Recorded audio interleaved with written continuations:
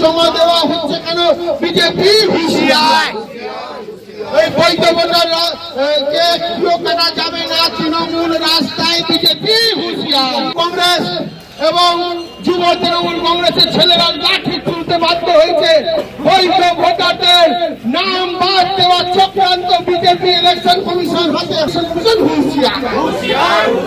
এই তৃণমূল লাঠি ঘাটা নিয়ে রাস্তায় ইলেকশন কমিশন হুঁশিয়ার।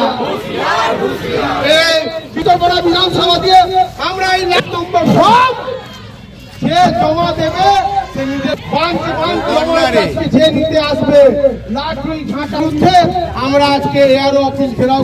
আজকে সারা বাংলা জুড়ে তার দোষর হয়ে কাজ করছে ইলেকশন।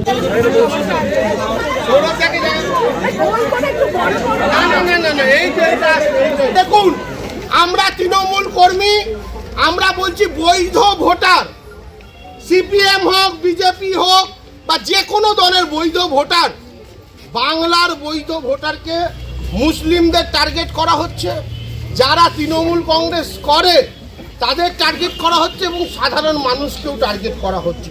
ফর্ম কেন ভরালো? প্রথমেই সবাইকে হেয়ারিং রাখতে হতো। আর আজকে জানেন কি চক্রান্ত করছে? আজকে যে আপনারা 7 নম্বর ফর্ম তারা নুকিয়ে সব, আমার নামটা যখন ফাইনাল ভোটার লিস্টে বেরোবে তখন দেখবেন আমার নামটা বাদ। ভোট উন্নয়নের হয় না, কাল তো মোদিজি এসেছিলেন।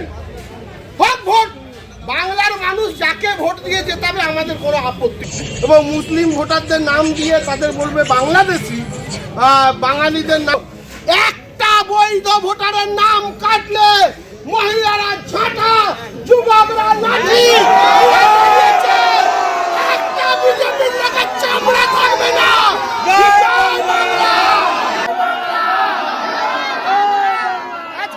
নির্বাচন কমিশন সহ বিজেপিকে ঝাঁটা দিয়ে তাড়িয়ে দেবো পশ্চিম বাংলা থেকে।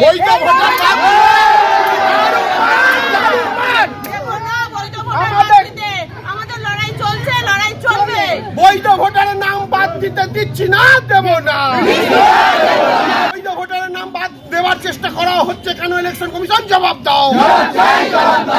আমরা রাস্তায় যে সাধারণ মানুষ, ভারতবর্ষের নাগরিক, দীর্ঘদিন ধরে তারা ভোট দিয়ে আসছে আর অন্যায় ভাবে একটা চক্রান্ত চালিয়ে, ষড়যন্ত্র চালিয়ে তারা ভোট কেটে দেওয়ার চক্রান্ত চালাচ্ছে। সাধারণ মানুষের তারা জানতে পারছে না তাদের নাম কেটে যাবে। এই অন্যায়ের প্রতিবাদে আমরা আজকে রাস্তায়। দেখুন, একটা জিনিস জানি, জঞ্জাল হলে জঞ্জাল সাফ করতে ঝাঁটা লাগে, তো সেই ঝাঁটা মহিলারা তুলে ধরেছে। মহিলারা বাড়ির কর্তৃ, তারা জানে বাড়ি পরিষ্কার রাখতে ঝাঁটা ব্যবহার করতে হয়। তাতে যদি আমাদের রাজ্যকে পরিষ্কার করতে ঝাঁটা লাগায়, মহিলারা ঝাঁটা হাতে বেরিয়েছে।